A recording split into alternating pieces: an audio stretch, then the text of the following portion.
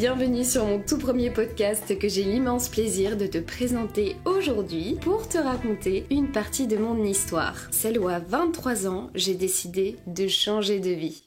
Un beau jour, j'ai démissionné, j'ai déménagé à 2 heures de chez moi, trouvé un nouveau travail, un nouvel appart dans une ville que je connaissais à peine. Bref, tu l'as compris, j'avais besoin de changer d'air. Mais alors tu vas me dire, qu'est-ce qui t'a poussé à en arriver là ? Qu'est-ce qu'il s'est passé pour que je me retrouve dans cette situation ? Pour comprendre ma démarche, un petit retour en arrière est nécessaire. Tout a commencé à mes 21 ans lorsque j'ai vécu la pire période de ma vie. J'ai eu tout d'abord une très douloureuse rupture amoureuse avec quelques mois plus tard une rupture amicale. Ce qui a mis mon cœur complètement en PLS. Là, faut vraiment comprendre qu'à ce moment-là, c'était la fin du monde dans ma tête et l'apocalypse dans mon cœur. Mais ce n'est pas tout, parce que j'ai également perdu mon indépendance après avoir vécu 2 merveilleuses années dans une grande ville pour la fin de mes études. Je devais rendre mon appartement et comme j'avais pas la force d'en reprendre un autre toute seule en pleine rupture, sachant que toutes mes copines que je m'étais faites sur place rentraient chez leur famille, je suis retournée vivre chez mes parents. J'ai donc dû dire adieu à la vie d'étudiante citadine et bonjour à la vie de salarié à la campagne, chose que j'ai très mal vécue. De base, je suis censée vivre les plus belles années de ma vie parce que je suis jeune active, j'ai la majorité et je suis quasi indépendante financièrement. Mais on ne me laisse ni le temps, ni l'énergie de le faire. Je passe ma semaine à attendre le week-end pour m'amuser et voir mes potes. Mais une fois le week-end arrivé, je suis éclatée de ma semaine. Si je me repose, je verrai pas mes potes, ce qui veut dire pas de vie sociale, donc je sors quand même et je redémarre ma semaine encore plus fatiguée que la précédente. Sérieux, c'est nul d'être adulte ? Enfin, excusez-moi, hein, mais je suis grave déçue de l'expérience pour l'instant. Sachant que si tu as envie de t'amuser en vivant à la campagne, faut minimum que tu fasses 30 minutes à 1 heure de route pour trouver un endroit assez festif, genre discothèque, bar, festival, teuf, c'est toujours super loin. Et pour couronner le tout, je ne me sentais plus à ma place dans l'entreprise pour laquelle je travaillais. Je me sentais juste comme une machine à faire plein de sous-sous toute la journée, mais sans que j'ai la moindre reconnaissance derrière, que ce soit exprimé oralement ou par plus de rémunération, donc à la fin j'y allais vraiment juste la boule au ventre. C'était terrible et j'en ai beaucoup pleuré parce que j'adore mon métier et ce genre d'expérience me fait beaucoup remettre en question ma passion pour la coiffure. Pour ceux qui ne le savent pas, je suis coiffeuse. Alors que, en fait, ça n'avait pas lieu d'être. C'était juste l'entreprise qui ne me correspondait plus à mes attentes et j'avais besoin de plus, tout simplement. Suite à ça, j'ai eu des gros problèmes de confiance et d'estime de moi qui sont arrivés. Je passais mon temps à pleurer, angoisser pour l'avenir, me sentir comme une merde, on va pas se mentir. Je me sentais très seule et j'étais bien que dans mon lit avec de la bouffe, Netflix, mon chien et mon chat. Pour tout te dire, me lever me demandait un effort surhumain. Tu le sens, le mental breakdown qui arrive là ? Et ouais, bah ça m'a pas loupé, C'est quand même triste, je trouve, d'en arriver là à 23 ans. J'avais l'impression d'être spectatrice de ma vie alors que j'étais censée être l'actrice, quoi. C'est une sensation absolument horrible, tu vois les jours passer, les mois passer, et pourtant, t'as l'impression de ne rien vivre, t'as juste l'impression d'être sur un putain de mode automatique et de ne pas aimer ta vie. Et tous les matins, je me réveillais en me disant « Mais qu'est-ce que j'ai fait pour être aussi mal dans ma vie ? Qu'est-ce que j'ai fait pour m'en prendre plein la gueule, être aussi mal dans ma peau et souffrir autant en fait ?» Et ça a duré 1 an comme ça. Bien heureusement, l'année 2020 est arrivée et ça a été l'année de ma guérison. Les 2 premiers confinements sont tombés pile au moment où j'en avais le plus besoin. J'étais avec ma famille et honnêtement, on vivait notre best life. Il faisait beau, on était tout le temps dehors, on bronzait, on jouait, on s'amusait, on prenait du temps pour nous, pour notre famille. Et ça m'a fait énormément de bien. Ça m'a permis de prendre du recul par rapport à ma situation, de prendre conscience de ce qui m'arrivait et de ce que je pouvais faire pour essayer de me sortir de là. Et pour ça, il fallait que je commence par prendre soin de moi. Mais genre, Pas juste de faire un masque et un gommage, prendre réellement soin de moi. J'ai commencé par consulter une psychologue qui m'a aidé à mieux comprendre ma situation et à l'accepter pour pouvoir mieux passer à autre chose. Elle m'a beaucoup aidé à gérer mes angoisses et mes peurs pour mon avenir. Elle m'a vraiment reboosté, redonné confiance et ça m'a beaucoup rassurée. Je me suis également remise à la lecture, notamment sur le développement personnel. C'est grave décomplexant et motivant, c'est comme une reprogrammation du cerveau total sur notre manière de voir les choses et de les vivre et c'est vraiment très intéressant. Et puis ça permet aussi de ne pas être sur un écran H24, détail très appréciable quand on est une accro au téléphone comme moi. Je me suis aussi remise au sport, c'est là que j'ai commencé le roller, mais j'ai aussi repris la danse, le stretching, la marche, etc. Ça me permet de me défouler, de me réapproprier mon corps, mes sensations, mon énergie, et surtout de faire marcher les endorphines. Ça, on va pas se le cacher, c'est la meilleure partie du truc.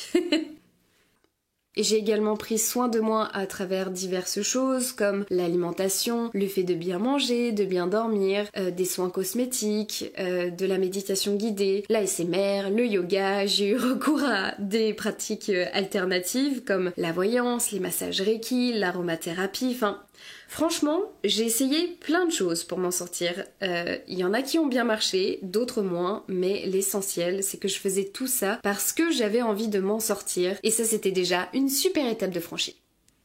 Avec le recul, je me rends compte que ce qui m'a le plus aidé dans toute cette histoire, c'est mon entourage.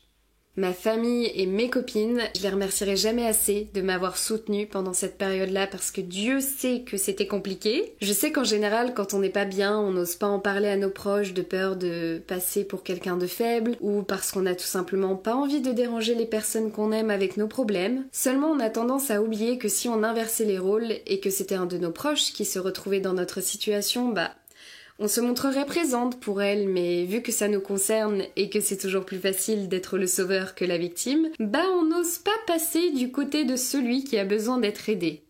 Et ça, c'est vraiment un tort parce qu'une bonne conversation, ça peut changer tellement de choses. Le fait de se sentir écouté et encouragé, ça apporte beaucoup de bienfaits et ça permet même parfois de trouver des solutions à nos problèmes ou juste d'y voir plus clair. Mais l'essentiel, c'est que ça nous fasse du bien.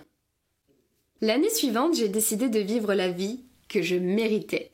Je me suis réveillée un matin, j'ai pris une feuille, un stylo, et je me suis dit maintenant, tu vas marquer tout ce qui manque à ta vie pour qu'elle soit exactement comme dans ton idéal. Même les trucs les plus fous et irréalisables, on s'en fout, tu notes tout ce que tu penses avoir besoin dans ta vie pour être heureuse. Toi, la Mélanie de 23 ans, et puis on verra bien.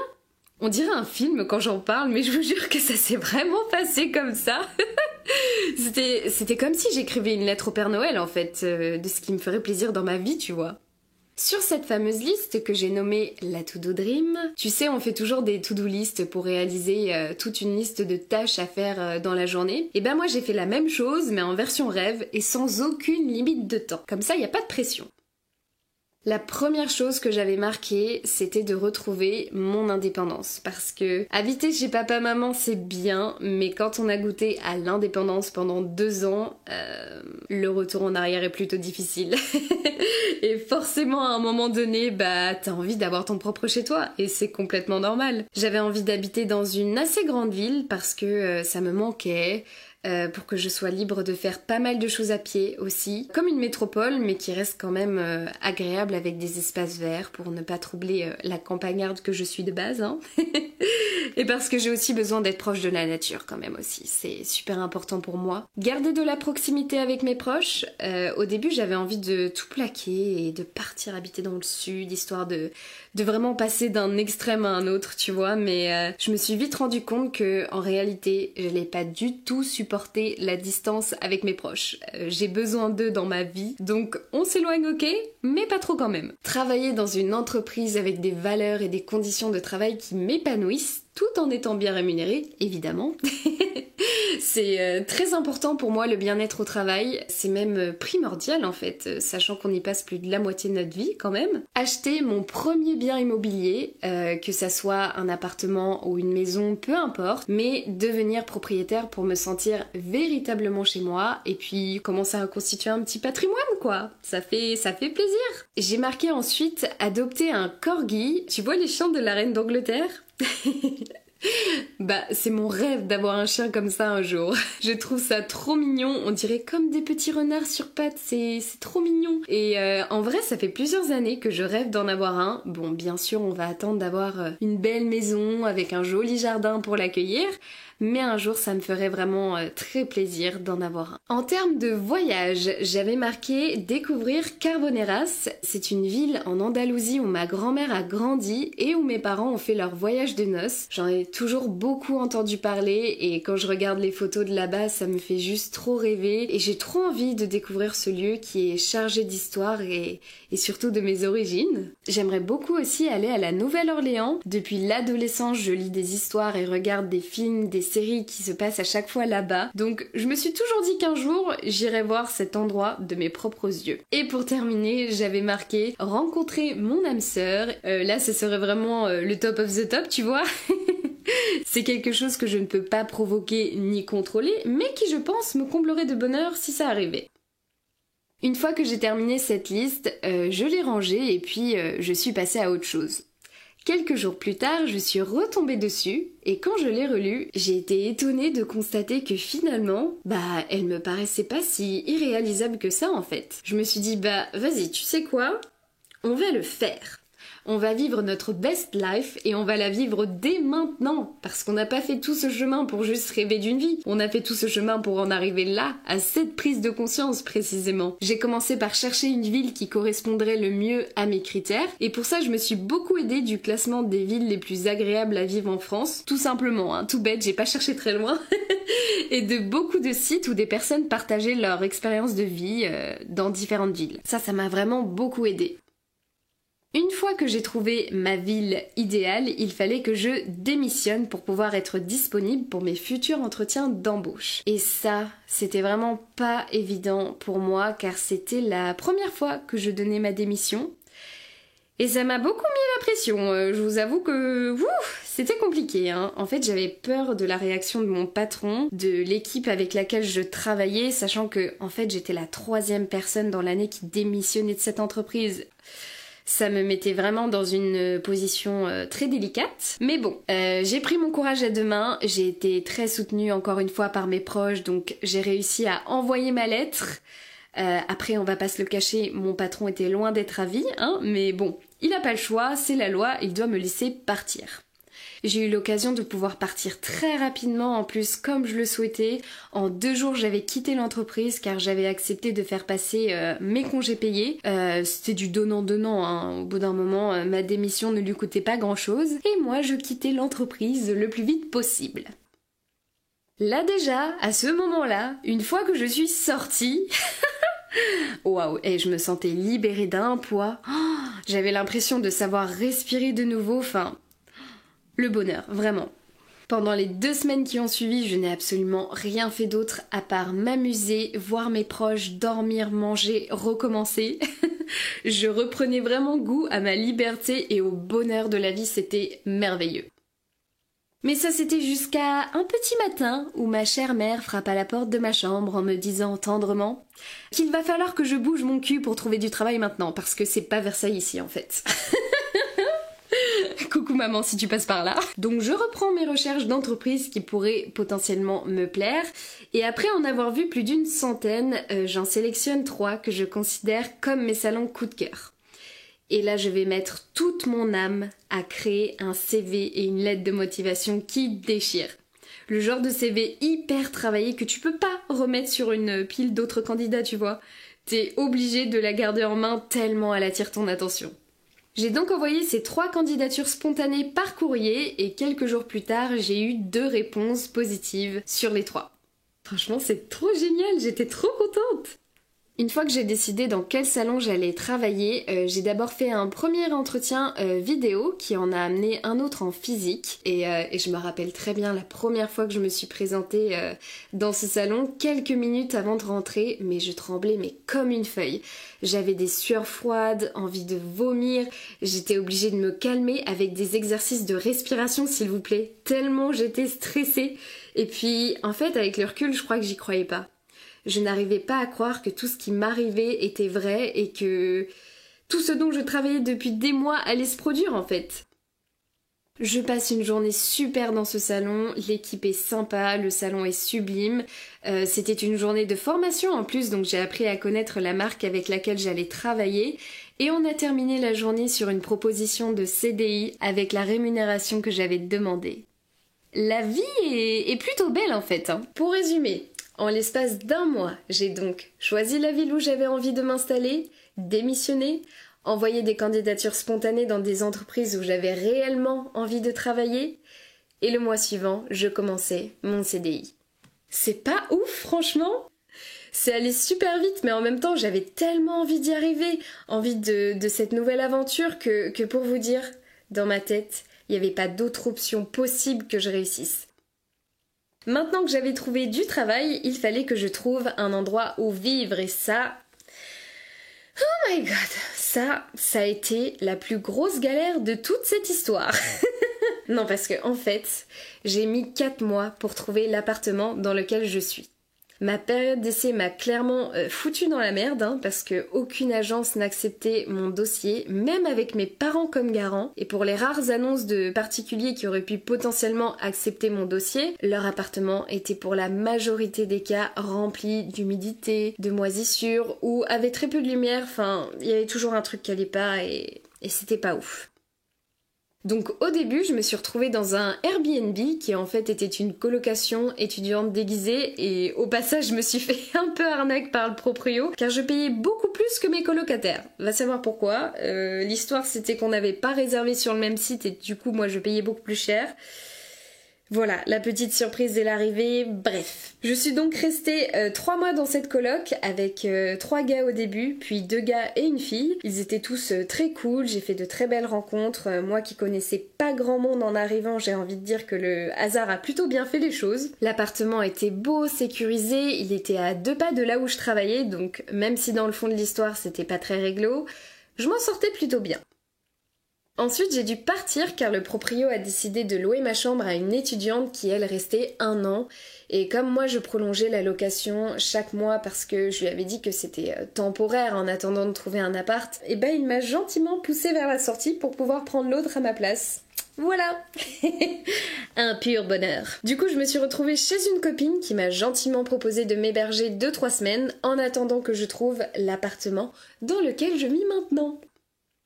J'ai trouvé l'annonce via Le Bon Coin. En fait, chaque matin, je regardais un peu les nouvelles annonces qui sortaient et je suis tombée sur mon appartement.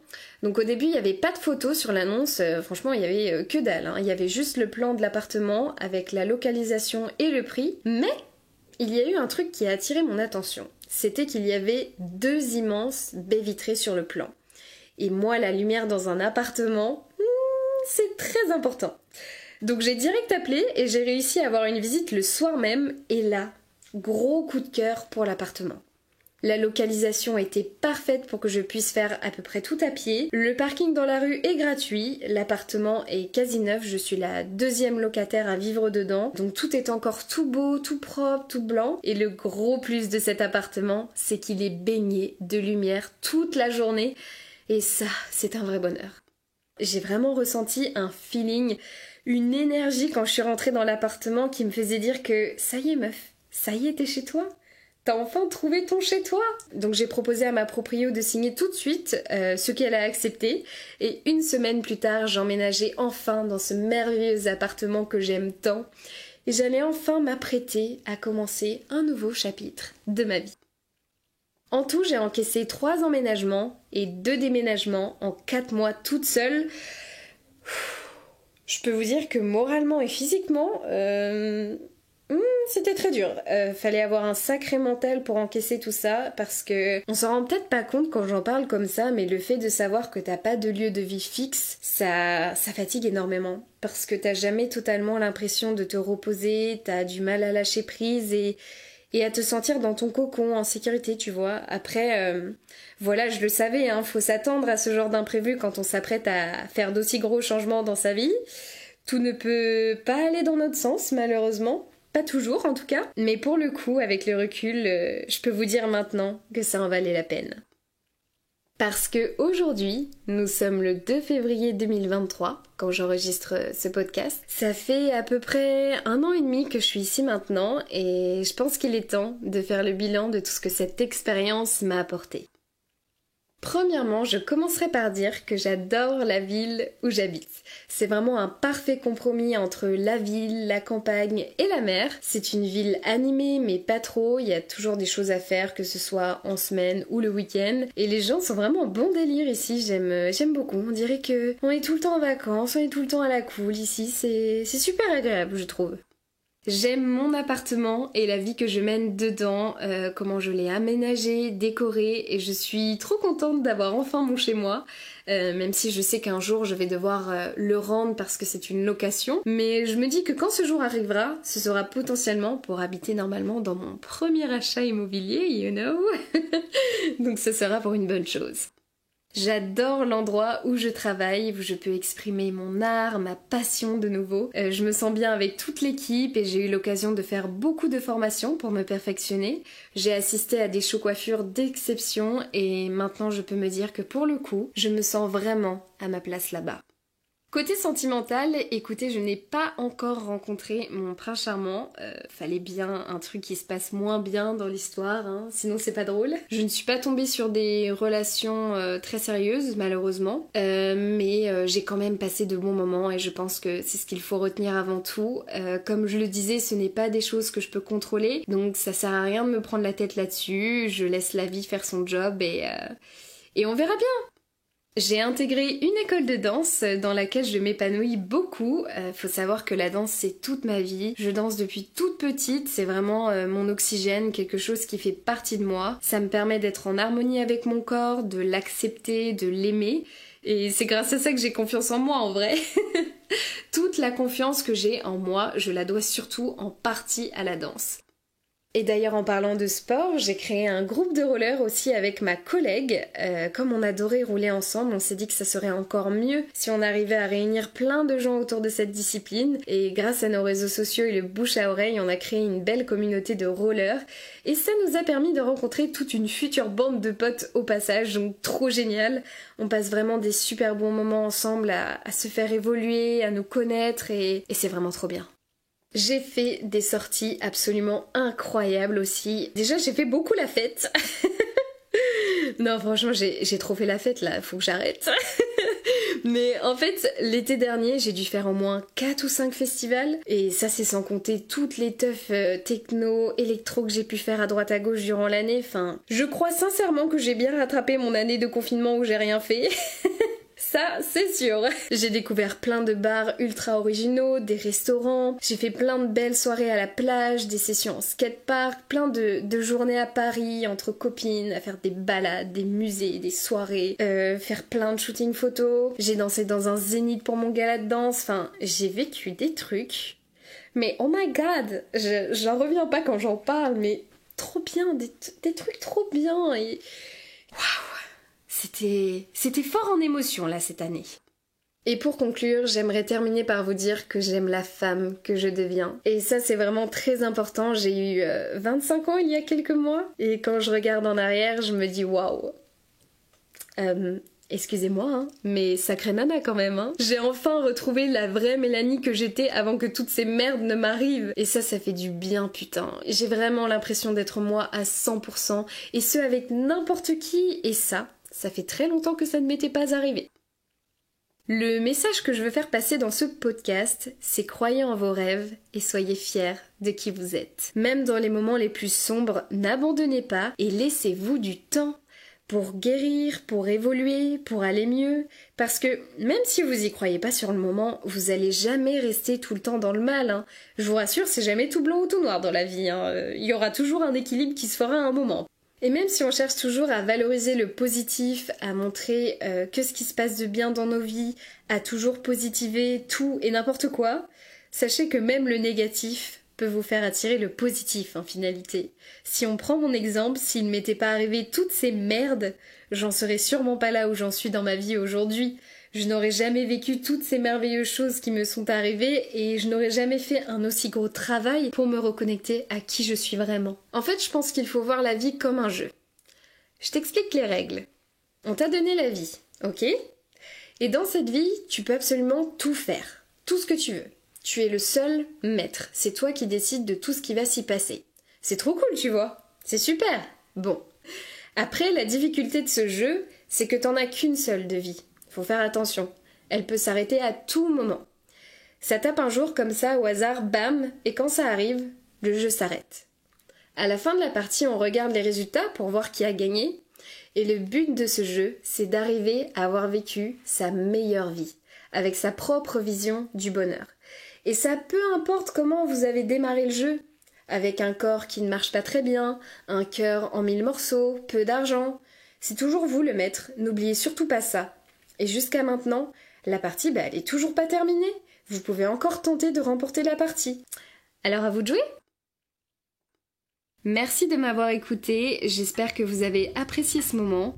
Si c'est le cas, je vous invite à vous abonner ainsi qu'à me laisser des étoiles pour mettre en avant le podcast et donner de la force à ce projet. Je vous souhaite plein de belles choses, prenez soin de vous, aimez les autres.